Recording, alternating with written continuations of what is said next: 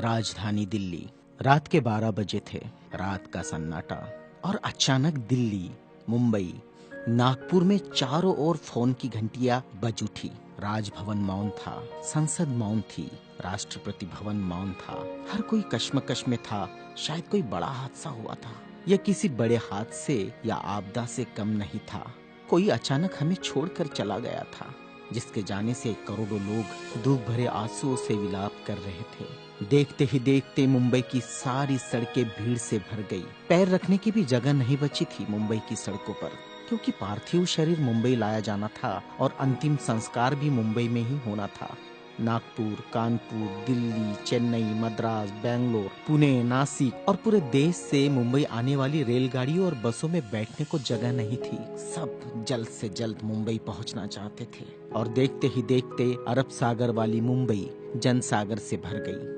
कौन था यह शख्स जिसके अंतिम दर्शन की लालसा में जन सैलाब रोते बिलखते मुंबई की ओर बढ़ रहा था? देश में यह पहला प्रसंग था जब बड़े बुजुर्ग छोटे छोटे बच्चों जैसे छाती पीट पीट कर रो रहे थे। महिलाएं आक्रोश कर रही थी और कह रही थी, मेरे पिता चले गए, अब कौन है हमारा यहाँ। चंदन की चिता पर जब उसे रखा गया तो लाखों दिल रुदन से जल रहे थे। अरब सागर अपनी लहरों के साथ किनारों पर थपकता और लौट जाता, फिर थपकता, फिर लौट जाता। शायद अंतिम दर्शन के लिए वह भी जोर लगा रहा था। चिता जली और करोड़ों लोगों की आंखें बरसने लगी। किसके लिए बरस रही थी ये आंखें? कौन था इन सब का पिता? किसकी जलती चिता को देखकर जल रहे थे करोड़ों दिलों के अग्निकुंड? कौन था यह जो छोड़ गया था इनके दिलों में आंधिया? कौन था वह जिसके नाम मात्र लेने से गरज उठी थी बिजलियां? मन से मस्तिष्क तक दौड़ जाता था ऊर्जा का प्रवाह। कौन था वह शख्स जिसने छीन लिए थे खाली कासे इनके हाथों से और थमा दी थी कलम लिखने के लिए एक नया इतिहास?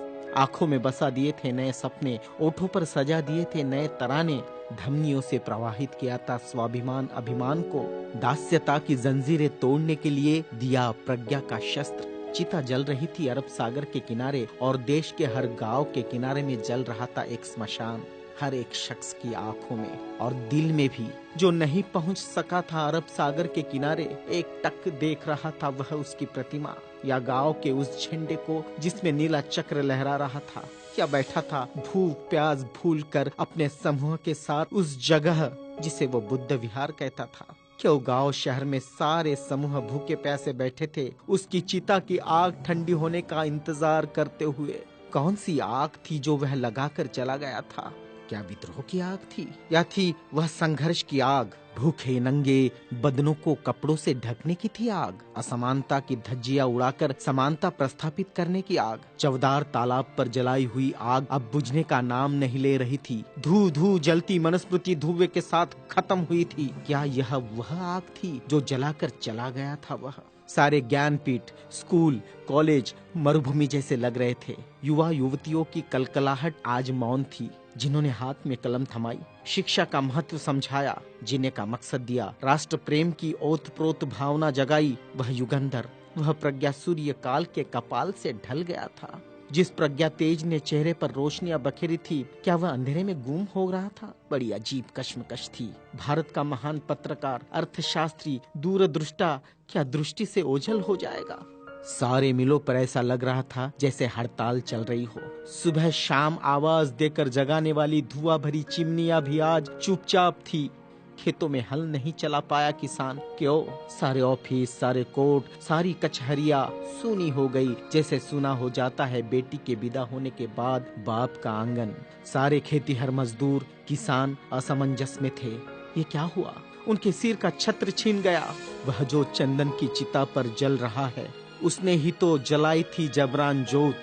मजदूर आंदोलन का वही तो था आधुनिक भारत में मसीहा। सारी मिलों पर होती थी जो हड़तालें आंदोलन अपने अधिकारों के लिए, उसकी प्रेरणा भी तो वही था जिसने मजदूरों को अपना स्वतंत्र पक्ष दिया और संविधान में लिख दी वह सभी बातें जिन्होंने किसानों, खेतीहारों, मजदूरों के जीवन में खुशियां बखेरी थी। इधर नागपुर की दीक्षा भूमि पर मातम पसरा था। लोगों की चीखें सुनाई दे रही थी, बाबा चले गए, हमारे बाबा चले गए, आधुनिक भारत का वह सपुत्र है जिसने भारत में लोकतंत्र का बीजारोपण किया था, जिसने भारत के संविधान को रचकर भारत को लोकतांत्रिक गणराज्य बनाया था, हर नागरिक को समानता, स्वतंत्रता और न्याय का अधिकार दिया था, वोट देने का अधिकार देकर देश का मालिक बनाया था।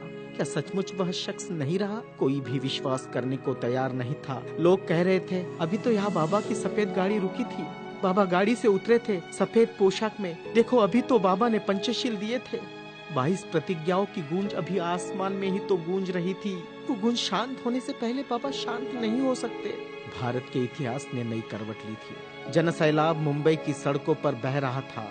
भारतीय संस्कृति में तुच्छ कहलाने वाली नारी, जिसे हिंदू कोड बिल का सहारा बाबा ने देना चाहा और फिर संविधान में उसके हक आरक्षित किए, ऐसी माँ बहनें लाखों की तादाद में स्मशान भूमि पर थी। यह भारतीय सड़ी गली धर्म परंपराओं के मुंह पर एक जोरदार तमाचा था, क्योंकि जिन महिलाओं को स्मशान जाने का अधिकार भी नहीं दिया, ऐसी 3 लाख महिलाएं बाबा के अंतिम दर्शन को पहुंची थी, जो अपने आप में एक विश्व विक्रम था। भारत का यह युगंधर, संविधान निर्माता, प्रज्ञा तेज, प्रज्ञा सूर्य, महासूर्य, कल्प पुरुष नव भारत को नवचेतना देकर चला गया, एक ऊर्जा स्रोत देकर, समानता, स्वतंत्रता, न्याय, बंधुता का पाठ पढ़ाकर। उस प्रज्ञा सूर्य की प्रज्ञा किरणों से रोशन होगा हमारा देश, हमारा समाज और हम, और पूरे विश्वास के साथ हम आगे बढ़ेंगे हाथों में हाथ लिए, मानवता के रास्ते पर, जहाँ कभी सूर्यास्त नहीं होगा, जहाँ कभी सूर्यास्त नहीं होगा, जहाँ कभी सूर्यास्त नहीं होगा।